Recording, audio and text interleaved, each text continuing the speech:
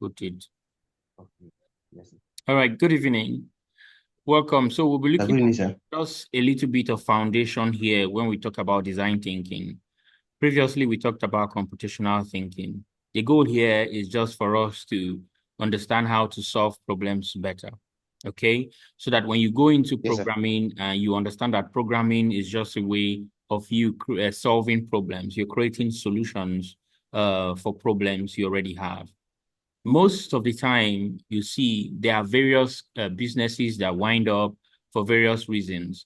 There are innovations that don't end up being satisfying the definition of the concept innovation, right? Because they don't get to solve problems. It's different when you think of it as a you problem and when you think of it as a user problem. And that is what we want to see here when we talk about design thinking. Okay, so let's begin from understanding what is design thinking. So design thinking helps us solve problems and innovate in a way that we use the user experience. Basically, it helps us look at what the users are experiencing, what people are experiencing. And I can tell you that it can be used in various disciplines, in business, in engineering, in programming, and so on. Design thinking has found application in all of these areas and even more. Because come to think of it, businesses are created to what? Solve problems, aren't they? They are Yes, created to yeah. give value for money. So that is to say, anything somebody is willing to pay for, that thing is a solution to the person's problem. Just take a look at this. What is the solution to the problem of hunger? It's food, isn't it? What is the solution to the Yes, sir. problem of thirst? It's water, is to hydrate, isn't it? But when you come to the hydration and the food business, you find out that there are various tastes rather. There are various dishes, um, um, traditional, intercontinental, and so on and so forth. So again, when it comes to quenching of thirst, we have much more than water, right? So you see that these things people pay for it, right? People buy it. People pay and get these things. You understand? Even when it comes to having a good night's sleep, you see that solving that problem is to develop the best mattress that could be based on the problem you're solving. So I don't believe that there's any problem that have been overly solved or too solved, right? Now, I was discussing with someone, and the person was like, I was telling the person, I don't think there is anything new under the sun, but there are innovative ways we can look at things that make them new. So projects or discoveries or solutions can be what? Can be unique, but not entirely new, right? For instance, you could find a better way of delivering water, isn't it? A Yes, better sir. way of delivering the basic needs of human, food, air, and so on and so forth. Okay. So Yes, basically, sir. what we are trying to point out here is that for us to solve problems actually, we need to be or utilize a human-centered approach. Why is that a human-centered approach? We want to empathize, to look at the people going through that problem, to understand what their pains are. If we do understand their pains, then we can actually solve their problems. And that is why design thinking is very important if you must create or innovate effectively. Okay. Now I want Yes, to sir. give you think of this, right? Think of a very good friend of yours explaining to you, weeping and explaining to you what they had gone through, the trauma they had faced, probably from maybe a theft experience. And now think you notice that you will not you either can relate, you understand their pain, or you would either think that your friend is just being overly dramatic. The truth is that if you are not an empathetic person, you just see it as drama And you don't have to have experienced what your friend had just explained to you before you can understand how shaken your friend currently is. So when you can empathize, you can understand, you can feel their pain, you can listen to people's problem, you are by far most prepared to solve people's problems. Okay. Now, I can tell Yes, you, sir. I made mention of what? The problem of hunger and the value of food, right? You, Yes, you, sir. you realize that because hunger is a problem does not mean every restaurant that opens will succeed. Are you aware?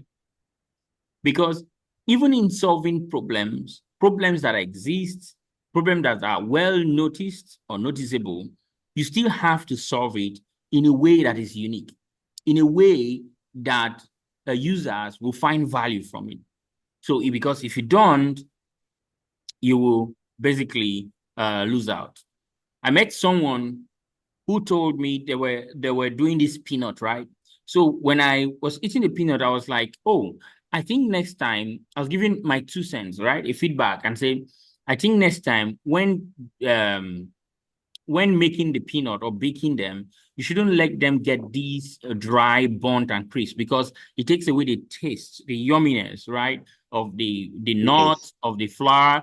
And the person's response was like, oh, this is how I like it. You see, you can't give it to or prepare it the way you like it because the way you like it is not how the users will like it. It's not about you. Yes. It's about those who you serve. And it's of service, Yes. about service, right? It's about those who you Yes, serve. sir. So from this now, let's look at the principles of design thinking. So we are going to be looking at 5 principles here that are crucial to design thinking. We have the human-centric focus, right?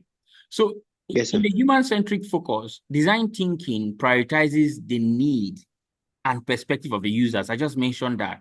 It's about the users, it's not about you. So it encourages practitioners, business owners, that is, those who practice design thinking, to empathize with users, that is, understand their experience and understand their challenges, not just understand them, but understand them deeply. Understand them deeply, right?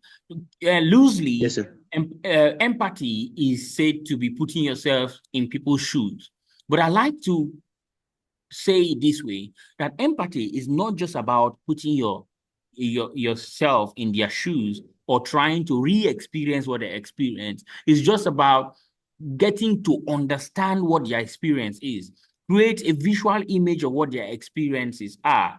For instance, let me give you an instance. If you were to be in a vehicle, right? And Yes, sir. okay, let's say you are 5 of you in a vehicle, and that vehicle, you just had a near accident experience. Most certainly, all of you in that vehicle will have a different kind of way you experience that near accident scenario. And when asked, all of you are going to have your own unique way of describing. Some will have been focused to maybe understand the reason why the accident nearly happened. Some maybe dozing off, some maybe sleeping, and then we'll have different experiences. It's just like a group of blind men asked to describe an elephant based on the part of the elephant they touch. Some will say it's like a wall, others will say it's like a pipe. Some will say it's like a tail, it's like a snake. Those that hold the tail will say it's like a snake. Those that touch the body will say it's like a wall, and those that touch the a trumpet will say it's like a pipe. So it depends on your experience. So that is why it's tricky when you want to basically experience what they experience. Because even if we were present, we may have experienced it differently. So create a vivid image. Take notes, create a vivid image of what their experiences are. Then remember, since we are not talking about just one person, remember in the computational thinking, we talked about patterns. So you identify the repeating patterns between the various experiences you can gather from your users. So you have to build this thinking, or design thinking is built as majorly human centric. Then the second is design thinking is an iterative process. It's an iterative process because it's a non-linear process. It involves cycle of ideation, prototyping. We are going to see more of these when we're talking about the steps: prototyping, testing, and refining solutions, right? When you empathize, okay, and following through the process, you basically take feedback to come back to back. That is what iteration mean, and we are going to explain that further when we look at the steps. So the third is collaboration and diversity. So design thinking thrives on collaboration, right? You know, now design thinking is often done with team, right? And the reason is that you get more from a diverse and yet collaborative team, okay? Where people bring their different expertise, their different backgrounds, different experiences to absorb and understand the experiences of those whom you serve. Then we have prototyping. So prototyping means that you create a tangible representation of the idea. You know, the idea is intangible, right? You can't really see it, you can't feel it. So you have to now prototype to create a tangible representation of that idea, right? So from that tangible representation of the idea, you do a test, okay, to understand whether it is matching the needs or it matches the needs of the people you serve, of your audience or your users. And if it doesn't, or have any reason why you have to come back to adjust, and that is why what we call iteration, because after you test, you can come back to prototyping, or you can understand that you have to go back to defining, right? So we are going to see more of that. So again, the last but not the least is embracing ambiguity.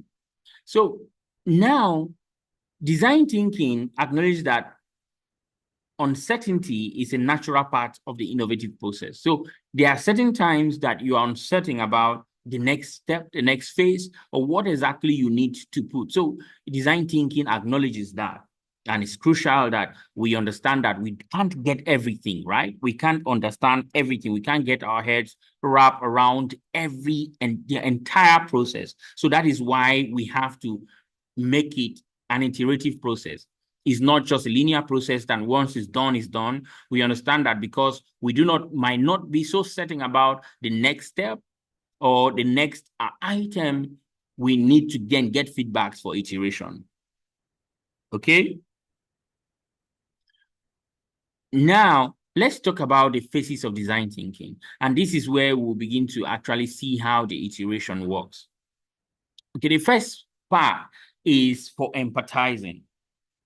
So you understand when we talked about what I feel it means by putting yourself in other shoes, or the shoes of other people or your users, right? So to empathize means to understand the user's needs through observation and interviews. So you need to really observe and interview your potential users to understand how you will be solving their problems.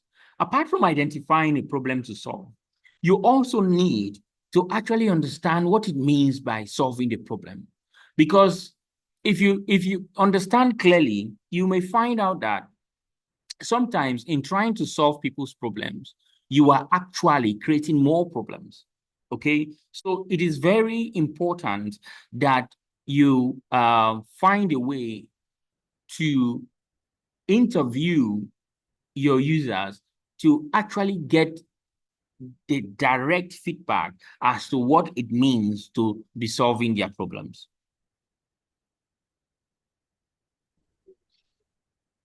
So, like I was saying, I said it's very important, right? You need to observe them, you need to interview them to understand. If you probably cannot get this primary data, you can also get secondary data of for that demographic. What are people saying, or what has been said over the years about a particular problem? And how do you think you can solve this problem to match what has been said concerning the problem? So when you understand the user's needs, which will be empathizing, when you empathize with the users, the next phase that follows is to define, right? So what does it mean to define? To define means to clearly articulate a problem based on insights you have gathered during the observation or the interview, that is during the empathizing phase. So now you need to actually clearly articulate the problem so that you clearly define the problem based on your findings during the empathizing stage. After the define stage is the ideate stage. The ideate stage is where we generate a wide range of ideas and potential solutions through brainstorming session, where you and your team will begin to, having understood the problem, defined it, basically identifying everything, every characteristics within the problem. It will be easy for us now as a team to ideate, to bring out, basically generate solutions or ideas for possible solutions to the problems. So the fourth is prototyping. So when we have the outlined solutions, aggregated them, segmented them, now come up with an idea that we feel can solve the problem appropriately, we then go into prototyping. The prototyping will help us. In the prototyping stage, we will develop simple versions of the solution. Now, that simple version of the solution will be for testing, right? And to gather feedback. And that's what a prototype does. When we showcase a prototype, we want to see if this prototype match the experience of the audience or the users we empathized with in the first phase of the design thinking process. When we gather feedback, we then test. We test the prototype by evaluating it with the users to refine ideas and further improve the final solution. So this is what the iteration process does. So when we prototype and get feedback while testing, we can easily come back to the ideation phase, or even go back to the defining phase, or even back to the empathizing phase, depending on what we have missed out. Okay?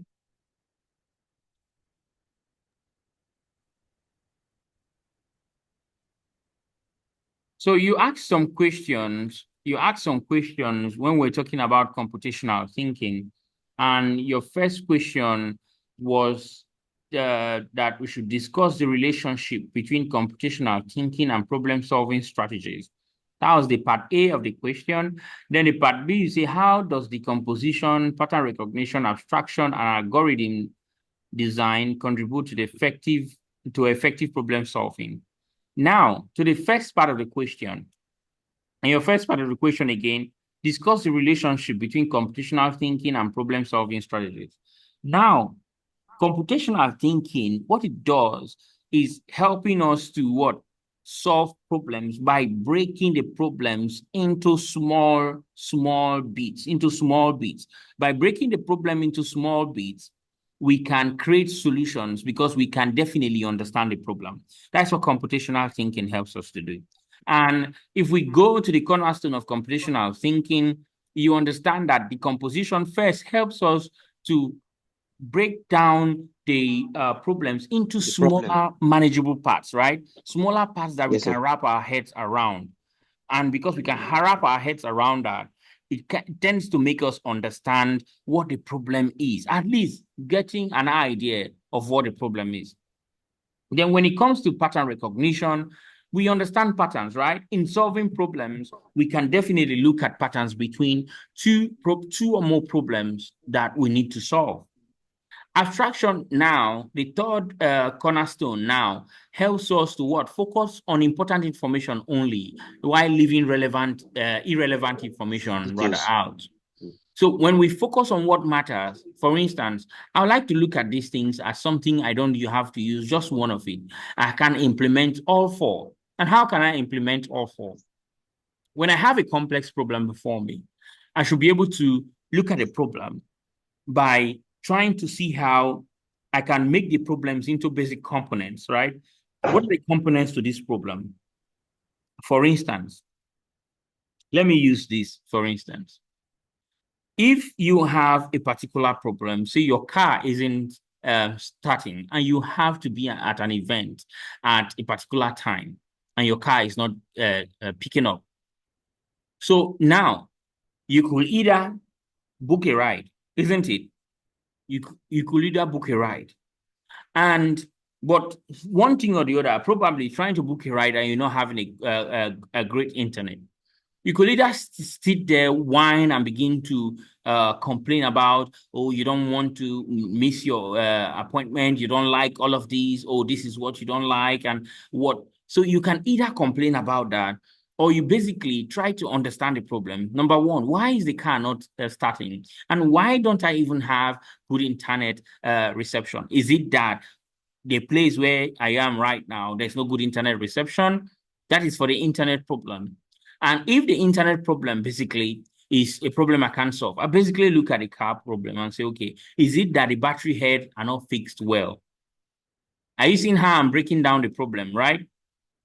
Yes, sir. So when you break down the problem, you want to focus on what really matters, right? It's like your car is not Yes, sir. starting, and what you are looking at the tires, if the tires contribute.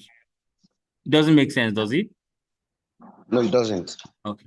So that is just that. What algorithm does is that algorithm basically gives us a step-by-step process how we can implement the solution, right?